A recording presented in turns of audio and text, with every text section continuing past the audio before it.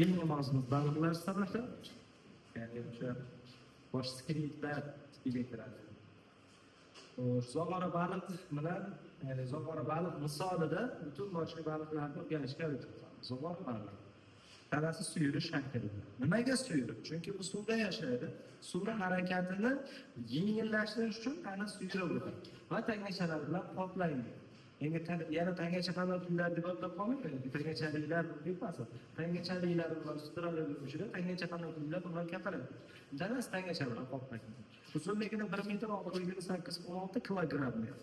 Rangi orqasi to'q yashil, qorni oqish. Chunki suvni ostidan tepaga qaragan payti osmon oq bo'ladi-ku, baliq sezilmas. Yoki tepadan pastga qaraganda suvni osti yashilroq, ko'kroq bo'ladi, to'g'rimi? Tepadan qaraganimizda ham baliq sezilmas. Shuning uchun to'q yashil, osti tarafi oqish bo'ladi. Bu bir maskirovkadagi narsa, o'zini himoya qilish uchun shunday moslashgan bo'ladi. Tabiat qilib qo'yadi. Baliqni tanasi tangachalar bilan qoplangan va tangachalar suyuqlik, shilimshiq modda ajratadi.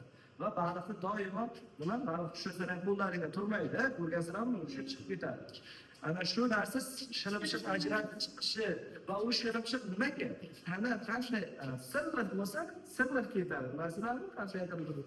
Va bu mashinalarda amortizatorlarga, silindrlarga moy qo'yadi yoki moy surtadi-yu, o'sha moy shilimshiq qilish uchun, ya'ni sirli harakatlanish uchun shundayda. Bularda ham baliqda ham tanasi o'zidan shilimshiq modda ajratib turadi. Shilimshiq tanani sirli qiladi. Va tana suyri bo'lishining sababi baliq suyri degani mana shu baliq tanasi yapaloq faqatda suzish uchun qulay, moslash. Suvni zichligini kesib o'tish kerak. Demak, zog'ora baliqning skeleti va bunda ichki skelet bor. Ichki skelet, ya'ni mana suyaklar. Bizda ham ichki skelet bor. Tashqi skelet qaysi hayvonda bor edi? Tashqi skelet. Bitta boshlanganlardan o'sha chiqadi. Buni to'xtatib turamiz. Demak, buni ichki skelet degan, ichki skelet degandan keyin mutlaqo olamiz. 39 xarakter degan 39 xarakter mutlaqo. 1 2 3 4 5 6 7 8 9 10 11 12 13 14 15 16 17 18 19 20 21 22 23 24 25 26 27 28 29 30 31 Nechta lazım kitob? 39 xarakter. Yo'q, siz 29 Yo'q, chiqib 39 ta ham bo'lishi mumkin yoki 39 ta yoki 40 ta yoki 40 ta yoki 40 tagacha bo'lishi mumkin. 39 xarakter deganda, bu fog'onachalar bilan birlariga mana shunday. Va ularda qilchalar. Aslida bu qilchalarni qiltiq deysizlarmi? U qiltiq ham deymiz, lekin aynan chiqqan yo'g'on qilchalar mana bu qovurg'a deyiladi. E'tibor beringlar, baliqlarda o'zi ko'krak qafasi mavjud emas. Chunki baliqlarda mana shu yerda turish suyagi yo'q. Qaranglar, mana bu yerda bunday o'tgan suyak yo'q. Mana bu yerda bunday o'tgan suyak bo'lganda, qovurg'alar borib, nima bilandir birikganda o'rtadagi joy ko'krak qafas bo'ladi. Bularda hozir baliqlarda hozir shunday umurtqa pog'onasidan qovurg'alar chiqqan va muskullar orasida erkin yotadi. Agar baliq so'yib ko'rsalaring, qovurg'alari go'sht orasida yotadi. Qovurg'a oxiri borib bir nima bilan betib birikmagan-ku. Ana shuning uchun ko'krak qafas bo'lmaydi. Ko'krak qafas nima deydi? Reptiliyalardan boshlab, ya'ni qisqa borku, kalta kesak. Ana shulardan boshlab bor. Chunki kalta kesakda tush suyak ham bor, qovurg'alar ham bor. Baqalarda ham nima yo'q, ko'krak qafas yo'q. Chunki ko'krak qafasda qovurg'a bilan tush asosan hosil bo'ladi. Qovurg'alar borib tushga birikadi, keyin ko'krak qafas hosil bo'ladi. Baqada nega ko'krak qafas yo'q deyapman? Baqada qovurg'a yo'q, baqada tush suyak bor. Ana shuning uchun. Demak, baqani ko'krak qafasi bo'lmasligiga sabab nima ekan? Qovurg'a yo'q ekan. Baliqda ko'krak qafasi yo'qligiga sabab nima ekan? Unda tush suyagi yo'q ekan. Ana shuning uchun bularning ko'krak qafasi yo'q. Demak, mana bu yerdan chiqqanlar sizlar qovurg'alar deysizlar o'zlaricha. Demak, bularda o'ziga xos aynan o'ziga xos xususiyatlari bor-da. Nima desalaring, mana shu baliqlarda kamar skeletlari umurtqa pog'onasiga tutashmaganligi bilan barcha hayvonlarda bor. Misol uchun bizning kamarimiz misol shu qo'lni kamari yoki oyoqni kamarlari umurtqa pog'onaga tutashgan. Ya'ni oyog'imizni kamari 3 juft chanoq va 3 juft chanoq umurtqa pog'ona bilan tutashib turibdi. Yoki ko'kraklarga kurak umrov degan suyaklarimiz umurtqa pog'onasiga tutashgan. Boshqa hayvonlarga ham tutashgan. Bularniki qarang. Mana bu qaranglar, bu orqa suzgich skeleti deyapti. Mana shu yer kamar hisoblanadi va mana shu kamar umurtqa pog'onadan alohida ajralib turibdi. Ko'ryapsizlarmi? Tepa qanot bo'lgan, pasti go'shtga kirib turgan, ustiga kirib turibdi. Bu yer, значит, mana bu yer va mana bu yer umurtqa pog'onaga tutashmagan. Ana shuning uchun baliqlarda asosiy farqi nima desa, kamar suyaklari asosiy umurtqa pog'onaga birikmagan. Tushundilarmi? Muomala.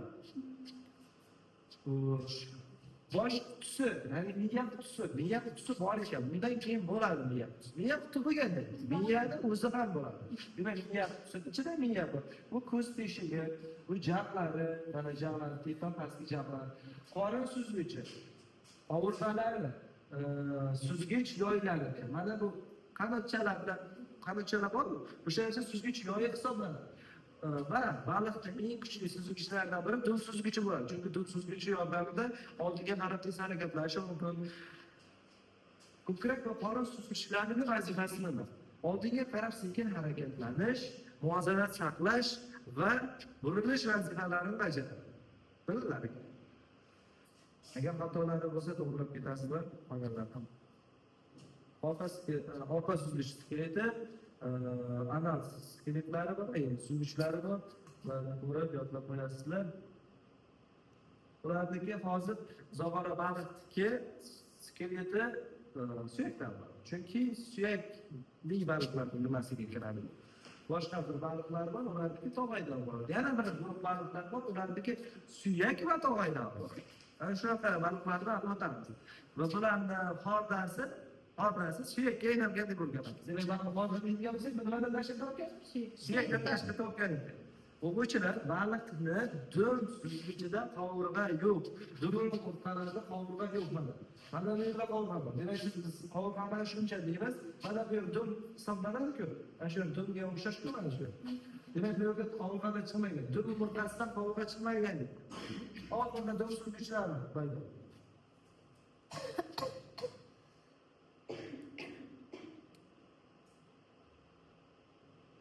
Hazm qilish sistemasi. Zog'ora baliqda o'zi oshqozon ichi yashil rivojlanmagan, balki bo'lmagandir ham, lekin umumiy qilib olib ketamiz oshqozonni. Og'iz, undan keyin qalb, qizil o'rgach, oshqozon, anal teshigi bo'lsa, ichakdagi anal teshigi bo'ladi.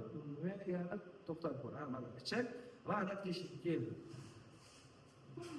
Bularda bir qancha bezlar ham bor. Oshqozonga ochiladigan bezlar bo'ladi. Mana misol uchun jigarni o't yo'qligi bezi ochiladi. Qizilingach bo'lib aytdimmi yo'qmi? Aytdim.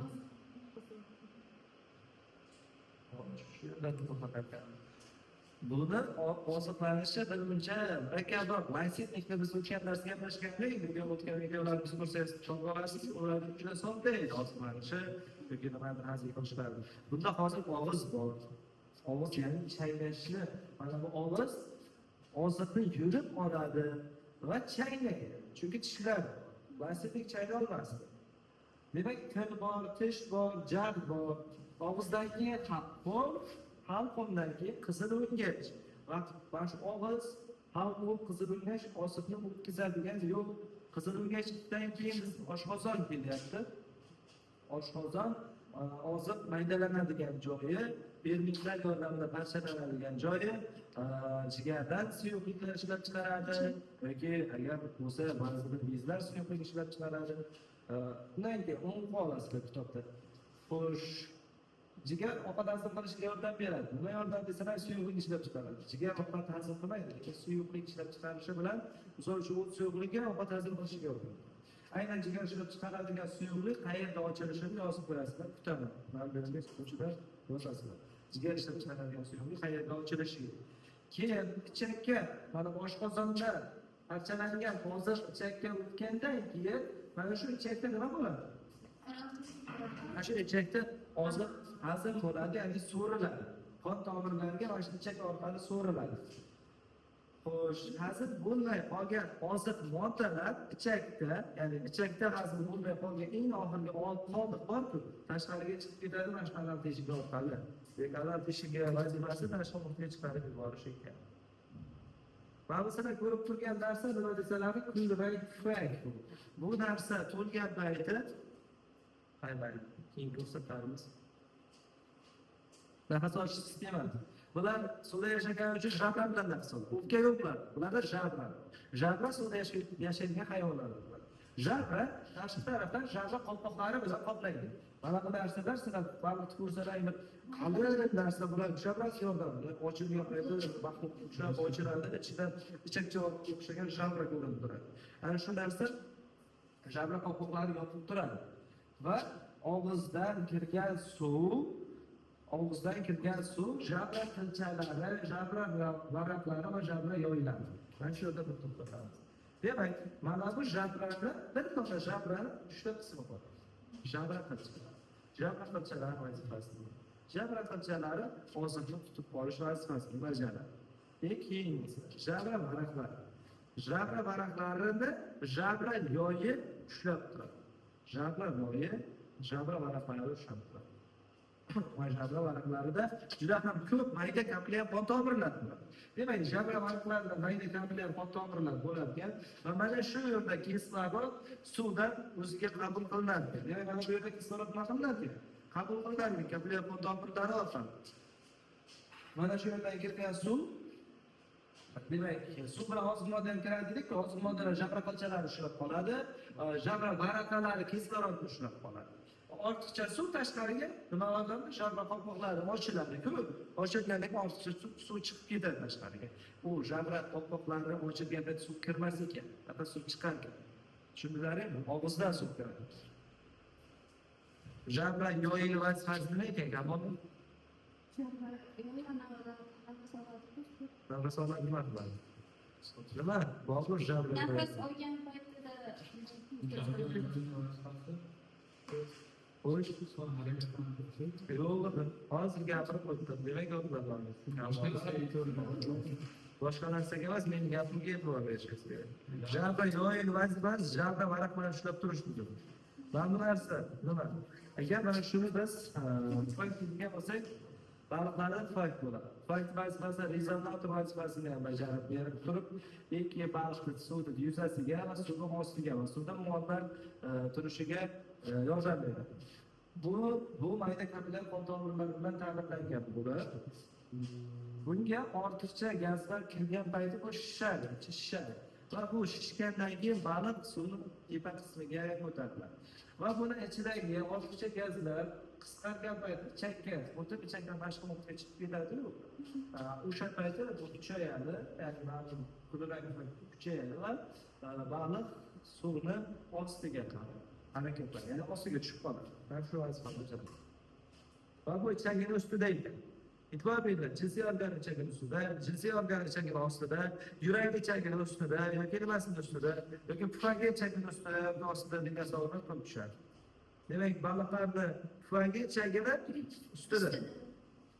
Jabra qilchalar vazifasi nima? Siz ayting qani? jabra qilchalarni ham bu suvda yutgandan keyin uni shu nimaga o'tkazish. Nimaga o'tkazish? Yo'q. Filtrlar o'tkazish to'g'ri. Faqat oziq moddalarni tutib. Qon aylanish sistemasi. Qon aylanish sistemasi qanday? Ular qon aylanish sistemasi yopiq bo'ladi. Va qon tomirlarida harakatlanadi. Nimaga? Ana qon tomirlar. Nimaga degan savolga javobni yopiqda qo'yadi. Yurak qisqargan payti, yurakning qorinchasi qisqargan payti, qorin aortadagi karbon angidrid fond ketadi va qorin aortada barcha karbon angidrid gazini jabra orqali tashqi muhitga chiqaraveradi suv bilan birga. Va og'izdan kirgan suvdagi kislorod jabradagi kapillyarlar orqali orqa aortaga o'tadi. Orqa aorta butun tanaga qonni yuboradi va butun tanaga kapillyar qon tomirlari yordamida kislorodli qon tarqaladi. Kislorodli qonni butun tanadan qaysi qon mana bu qorin aortasi qabul qilib, yana qoringa, ya'ni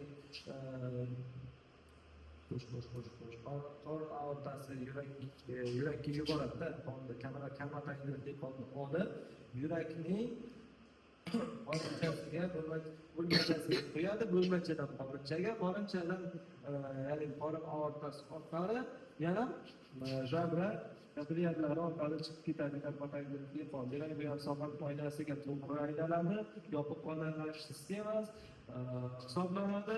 Demak, kislorodli qon orqali bo'lar ekan, qorin aortada kamatangdagi qon bo'lar ekan va yurakda doim karbonhidrat bo'ladi. Baliqlarning yuragida doim karbonhidrat bo'ladi. Demak, yurakdan venos qon oqadigan organizmni aniqlab desa, sizlar baliqsizlar. Tamom. Agar yurakda arteriya qon bo'lsa, u mollyuska bo'ladi. Demak, barcha mollyuskalar yuragida kislorodli qon bo'ladi. Barcha baliqlarning yuragida karbonhidratli qon bo'ladi. Tamom, o'sha shundan o'zgarmaydi, tushunarsiz o'shalarni. Ertangi darsda men bu mavzularni so'rayman sizlardan. Ayrish sistemasi o'quvchilar, ayrish sistemasi nima? Tashqi ayrish sistemasi bilan ovqat hazm qilish sistemasini bir-biriga o'xshatmaydi. Ovqat hazm qilish sistemasi yeb ichgan mahsulotlarni axlatni tashkil etishi, ayrish sistemasi zararli mahsulotlar qondagi yoki organizmdagi zararli mahsulotlar chiqib ketishi. Aynan bu yerda hozir buyak orqali hisob keltiradi o'quvchilar. Xo'sh. Bularda tasmismon berakmidi? Ko'rasizlar, o'sha buyrak orqali, ana shu tasmismon buyrak yagona. Tasmismon buyrak qonni tozalaydi zararli mahsulotlardan.